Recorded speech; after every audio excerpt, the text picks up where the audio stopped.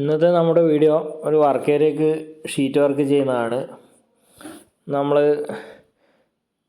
ഒരു അടിഭാഗത്തൊരു ഭിത്തി കെട്ടിയിട്ട് മുറ്റം തിരിച്ചു വെച്ചിട്ടുണ്ട്. അപ്പോൾ അതിൻ്റെ നടുക്കായിട്ട് ഒരു പ്ലേറ്റ് വെച്ചിട്ടാണ് നമ്മൾ 5 പ്ലേറ്റ് വെച്ച് ഹോളടിച്ച് അതിന് 2 10-ൻ്റെ ഫിക്സഡ് ബോൾട്ട് അടിച്ചിട്ടാണ് തൂണ് വെച്ചിരിക്കുന്നത്. അതിന് ശേഷം അത് തേച്ച് കവർ ചെയ്യുകയാണ് ചെയ്യുന്നത്. അപ്പോൾ ഇതുപോലെ 2 ബോൾട്ടാണ് കൊടുത്തിരിക്കുന്നത്. അല്ലെങ്കിൽ നമ്മൾ പ്ലേറ്റ് അല്ലാതെ 4 അടിക്കാനുള്ള ഹോളുണ്ട്, പക്ഷേ അടിച്ചു കഴിഞ്ഞാൽ ഈ കല്ല് പൊട്ടി വരാനാണ് സാധ്യത. തൂണ് നമ്മൾ 2.5 സ്ക്വയർ പൈപ്പാണ് കൊടുത്തിരിക്കുന്നത്. സാധാരണ നമ്മളധികം വർക്ക് ഏരിയ ഒക്കെ വരുന്ന സൈഡുകളിലൊക്കെ റൗണ്ട് പൈപ്പാണ് കൊടുക്കാറുള്ളത്, 2 ഇഞ്ചൊക്കെ.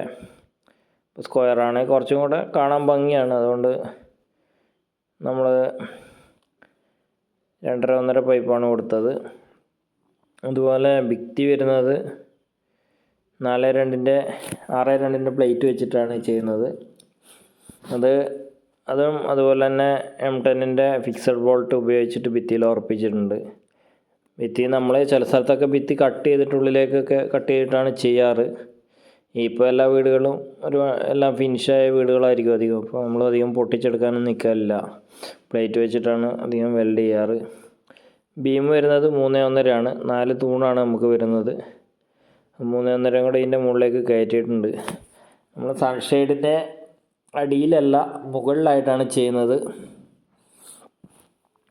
ഹൈറ്റ് ഒന്നാമത് കുറവാണ് അവിടെ.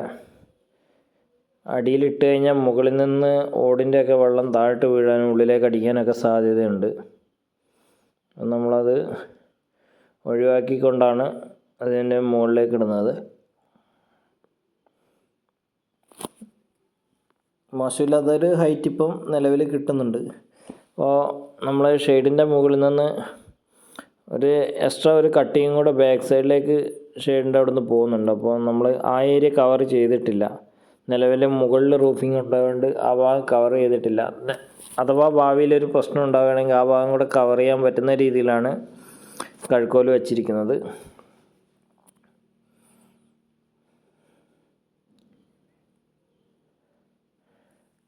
ഇപ്പോൾ നമ്മുടെ ഷീറ്റ് വരുന്നത് 12 അടിയുടെ ഷീറ്റുണ്ട്, 8 അടിയുടെ ഷീറ്റും വരുന്നുണ്ട്. 12 അടിയുടെ 7 ഷീറ്റും 8 അടിയുടെ ഒരു 3-4 ഷീറ്റ് ആണ് വരുന്നത്.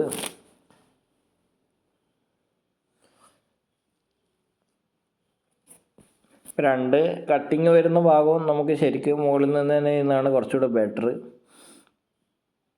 അപ്പോൾ മുകളിലെ ഭാഗം ഉറപ്പിക്കാൻ വേണ്ടിയാണ് നമ്മൾ ആദ്യം ഒരു 2 ചെറിയ തൂണ് കൊടുത്തിട്ടാണ് അവിടെ ഒരു മുമ്പേ ഷീറ്റ് ഇട്ടതിൻ്റെ ഒരു തൂണ് വരുന്നുണ്ട്, അതിലൊന്ന് വെൽഡ് ചെയ്ത് മറ്റേത് നമ്മൾ ഒരു തൂണ് തൽക്കാലം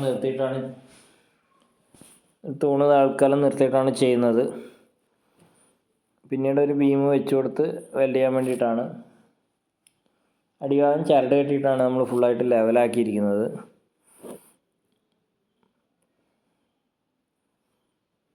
ഓരോ കഴുക്കോലും അതുപോലെ ചരട് കെട്ടിയിട്ടാണ് ലെവലാക്കിയത്. ഇല്ലെങ്കിൽ 2 അളവാകുമ്പോൾ 12 അടിയും 8 അടിയാണ്.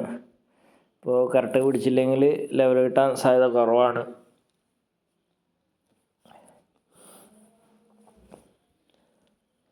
ഇപ്പോൾ കഴുക്കോലുകൾ വെച്ച് കഴിഞ്ഞിട്ടുണ്ട്. ഓരോ പട്ടികയായിട്ട് ഇങ്ങനെ വെൽഡ് ചെയ്യുകയാണ്.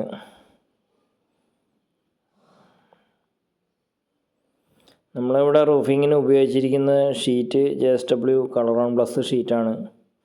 3.5 തിക്നെസ്സുള്ള ഷീറ്റാണ്. സ്ക്രൂ ഒക്കെ സിങ്ക് കോട്ടിങ്ങുള്ള സ്ക്രൂ ആണ് ഉപയോഗിച്ചിരിക്കുന്നത്. സാധാരണ വരുന്ന സ്ക്രൂ നമ്മൾ ഉപയോഗിക്കൽ കുറവാണ്. സിങ്ക് കോട്ടിങ്ങുള്ള സ്ക്രൂ തന്നെയാണ് സാധാരണയായിട്ട് ഉപയോഗിക്കാറുള്ളത്. ഇപ്പോൾ പെയിൻ്റൊക്കെ അടിച്ച് ടച്ചിങ് ഒക്കെ കഴിഞ്ഞ് ഷീറ്റ് ഇട്ടു. ഈ ഒരു പോർഷനാണ് കട്ടിങ് പറഞ്ഞത്. ആ കട്ടിങ്ങുള്ള ഭാഗം നമ്മൾ വിട്ടിട്ടാണ് ചെയ്തിരിക്കുന്നത്. ഭാവിയിൽ വേണമെങ്കിൽ ഉള്ളിലേക്ക് പ്രശ്നമുണ്ടെങ്കിൽ കയറ്റിയിടാനുള്ള ഒരു സ്പേസ് ഇട്ടിട്ടുണ്ട്. ഇതിന് പാത്തി കാര്യങ്ങളൊന്നും വെച്ചിട്ടില്ല.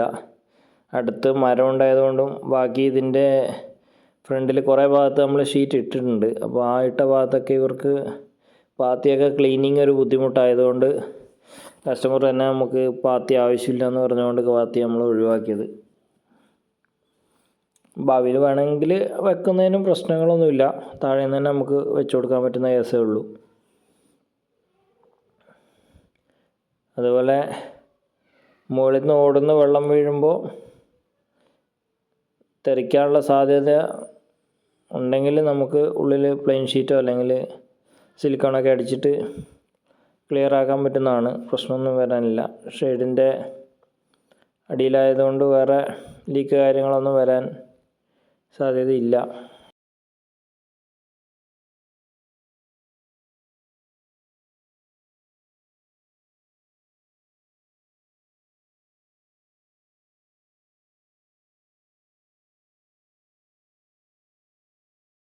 ഏകദേശം നമ്മുടെ വർക്കുകളൊക്കെ കംപ്ലീറ്റ് ആയിട്ടുണ്ട്.